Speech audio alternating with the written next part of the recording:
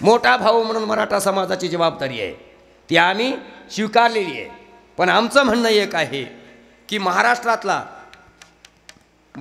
मराठा समाज ज्योतिराव फुले असं म्हणतात. मी माझ्या म्हणचं नाही सांगत, सगळे आपल्याकडे पुरावे आहेत. मी काय खळ्यावरल्या कथा सांगत नाही.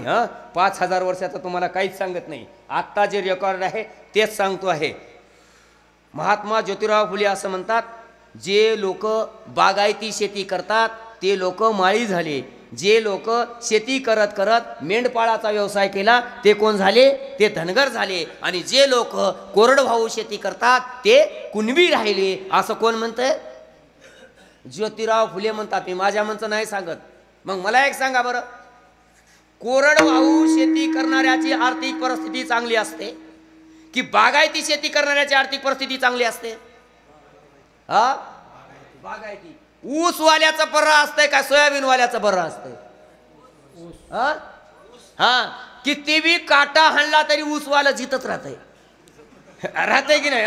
काटा हाणला तरी मरीना रिकव्हरी हाणला तरी मरणा, कारण थोडं बरं असतंय ना.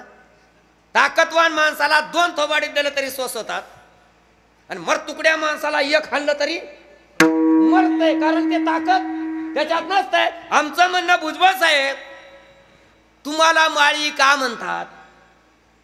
तुम्ही शेती कोणती केली? बागायती शेती केली. मग बागायती शेती करणारा ओबीसी आणि कोरडवाहू शेती करणारा कुणबी आरक्षणाचा भाई, हा कुठला न्याय आहे? तुम्ही सांगा, अशी आमची सरकारला विनंती आहे. जर तुमच्यात हिम्मत असेल तर टेबल टाका. अरे वकील तर आमचे बोलतील हो, त्याचा प्रश्न नाही. वकील बोलतील, आमचे बुद्धिवादी लोक बोलतील. मी म्हणतो भुजबळ साहेबाला बोलायला वकिलाची गरज नाही, कोण्या इंजिनियरची गरज नाही, डॉक्टरची गरज नाही. अडाणी असणारा धोतरवाला महाराजच भुजबळाला पाणी पाजवील ह्याची मी गॅरंटी देतोय. कारण त्या ठिकाणी अभ्यासानं बोलायचे, निष्कर्षानं बोलायचं आहे, केवळ थैथयाट करायचा नाही. इथं कायदा काम करतो आहे, आणि म्हणून या ठिकाणी आम्ही मागतोय ते आरक्षण चुकीचं नाही, आम्ही अगदी बरोबर मागतोय. आणि आम्हाला नव्यानं आरक्षणात दाखल करायची गरज नाही, आम्ही पहिलंच आरक्षणात आहोत. आणि दुसरा महत्वाची गोष्ट अशी आहे, इथली माळी आरक्षणात टाकला, माळी बरोबर माळ्याच्या 7 ते 8 पोट जाती पण आरक्षणात गेल्या. आता साहेब तुम्ही सिस्टीम चलिता ना, समाज विचारू नये, पण तुम्ही कुठला समाज आहे? मुस्लिम. शाबास, मी मनापासून अभिनंदन करतोय. साऊंड सिस्टीम खूप सुंदर दिलेली आहे. मला एक सांगा, बागवान कुठली जात आहे? मुस्लिम मधली आहे ना? शाबास. आता कायदा काय सांगतोय आणि आमचे आरक्षण काय सांगतंय? बागवानी माळ्याची पोट जात आहे का? विचारतोय. बागवान ही माळ्याची पोट जात आहे का? जाती आणि उपजाती असतात, माळ्याची पोट जात नाही. बागवानी मुस्लिमामधली जात आहे. शाबास. त्याला माळ्यात का टाकलं? त्याचं कारण असं होतं, ते म्हणाले की दोघाचा धंदा एकच आहे, माळी पिकवतो आणि बागवान बघा, माळी पिकवितो, बागवान इकितो, आणि म्हणून दोघं एक. आमचं म्हणणं आहे साहेब, विदर्भातला कुणबी त्याचा धंदा कोणता? विदर्भातल्या कुणब्याचा धंदा कोणता? शेती. शाबास. मग मराठवाड्यातल्या मराठ्याचा धंदा कोणता? शेती. तुम्ही धंद्यावरून जाती पडल्या आणि जातीमुळे रिझर्वेशन दिलं, हे तुमचं जर गणित असेल तर विदर्भातल्या कुणब्याचा धंदा शेती आहे आणि मराठवाडा पश्चिम महाराष्ट्रातल्या मराठ्याचा धंदा शेती आहे. आणि म्हणून आम्ही ओबीसीच आहोत, आम्ही कुणबीच आहोत. मुक्काट्यानं आरक्षण द्या. कसं द्या? कसं द्या? मुक्काट्यानं. आपण कधी कधी सांगतो उग देण्या गेलं तर काय करू? आपण देण्या गेलं तर काय करू? मराठ्यांना आरक्षण काय मिळालं नाही? सोपी गोष्ट सांगतो, छोटं कारण आहे. छोटं. 2 जण मित्र होते दादा, दोघं मित्र. एक जण शिकलं, नोकरी लागली, ते गेलं मुंबईला. ते कुठे गेलं? मुंबईला. एक जण काय केलं, त्याला नोकरी लागली नाही, ते गावात राहिलं, शेती केलं आणि एकदा कधीतरी मुंबईला गेलो. मुंबईला गेल्यावर फोन लावलं. आता आपल्या शेतकरी माणसाचं बोलणं कसं असतंय, अरे राम्या मी मुंबईला आलावर म्हणला. कुठून तर फोन केला असेल त्या फिरवायच्या पहिल्याच्या फोनवरून. त्यानं मला कुठं हास, मला काही कळणं आलंय बघ म्हणला. हे नुसत्या रेलगाड्या तिकडून इकडं चल्यात आणि इकडून तिकडं चल्यात, तिथं हाव म्हणलं. आता कसं ओळखाव? तरी त्या मित्रानं ओळखलं यानं नक्कीच त्या ठिकाणी छत्रपती शिवाजी महाराज टर्मिनल इथं नक्कीच आहे, ओळखलं. तो तिथं आला, त्याला घेतलं, आपल्या घरी गेला. घरी गेल्यावर म्हणजे मुंबईच्या माणसाचं कसं असतं आणि गावातल्या माणसाचं कसं असतं समजून घ्या बरं तुम्ही. याला बसवलं, मध्ये गेला आणि आपल्या बायकोला म्हणलं, अहो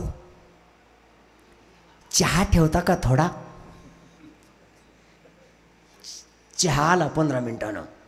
चहा आल्यानंतर मग त्या बाईनं सांगलं, हे बघा म्हणले चहा तेवढा घरी मिळाला आहे, जेवायला काय मजानं करणार होणार नाही, कारण आता सिरियलचा टाईम झाला आहे, 4 दिवस सासूचे सिरियलचा टाईम चालू झाला आहे, मजानं काय आता जेवायला करणं होईना, कुठं हॉटेलला जायचं त्यात जा म्हणून सांगितलं. मग यानं आपल्या मित्राला म्हणला, रामराव श्यामरावला, श्याम आपण छानपैकी हॉटेलला जेवायला जाऊत म्हणले. हॉटेलला जेवायला घातलं, आले, घरी थांबले. सकाळच्या पारी लगेच रेल्वेला आणून बसवलं. गाडी सुटते म्हणजे या श्यामनं त्या रामला म्हणलं, राम गावाकडं खंडोबाची यात्रा आहे, यात्रेला ये की, 2 वर्ष झालं आला नाहीस. यानं म्हणलं आमदार नक्की येतो. मग तो यात्रेला आला. आल्याबरोबर याला काय की काय नाही असं वाटलं, अरे चल मला भरला. आपलं बोलणं लई भारी असतं बघा, खिशात असो की नसो. गावातल्या माणसाची हिंमत लई भारी असते आणि गरीबाची हिंमत लई भारी असते. घर तिथं कसं होतं, इथं घरला गेल्या गेल्या म्हणला, बाहेरूनच ओरडला, ए चहा ठेव. कसा ओरडला, ए चहा ठेव. त्यानं कसं सांगलं होतं, चहा ठेवता का जरा? तुम्हाला उगं वाटतंय हो नोकरी लागल्यावर लई सुख राहतंय म्हणून, तुम्हाला उगं वाटतंय, तसं काय खरं नसतंय. हा, चहा ठेवता का जरा? आपल्या अडाणी माणसानं काय म्हणलं, चहा ठेव. काळा का असना पण 5 मिनिटात अगदी हातावर रडे चहा आला. आणि बायकोला सांगितलं आम्ही मळ्याकडे जाऊन येता म्हणले, तोपर्यंत असा झणझणीत जेवण झालं पाहिजे की इथं धक्काच लागला पाहिजे, असं जेवण झालं पाहिजे म्हणले. छानपैकी गावरानी तडका. तडका कळतंय ना? हा, या सगळ्या पोरायला तडका कळतंय. काही कळू न कळत तडका मात्र नक्कीच कळतंय, कारण ते मी ऐकतो पोरं कसे बोलतात ते, तेच काय म्हणतात अवघड आहे, तेच तेच पाहिजे म्हणतात, तेच. कारण आता बाकी सगळं इमेज संपलेली असते, हा, आणि माणसाची इमेज संपली की त्याला तेज आठवतंय. यांना सांगितलं तेजदार गावरानी तडका झाला पाहिजे म्हणले.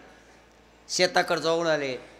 मस्त त्या आमच्या गरीब माऊलीनं, शेतकऱ्याच्या कष्टकरी बाईनं छानशा रांगोळी टाकल्या, जेवायला बसवलं.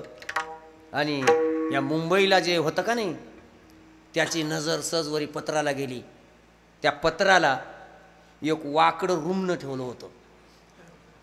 तुमच्याकडे रुमनंच म्हणतात ना, हं, असा रुमनं आऊत धरायचं, ते रुमनं ठेवलं होतं. त्यानं सहज म्हणलं, अरे श्याम ते वरीत ठेवलेलं काय होय विचारलं.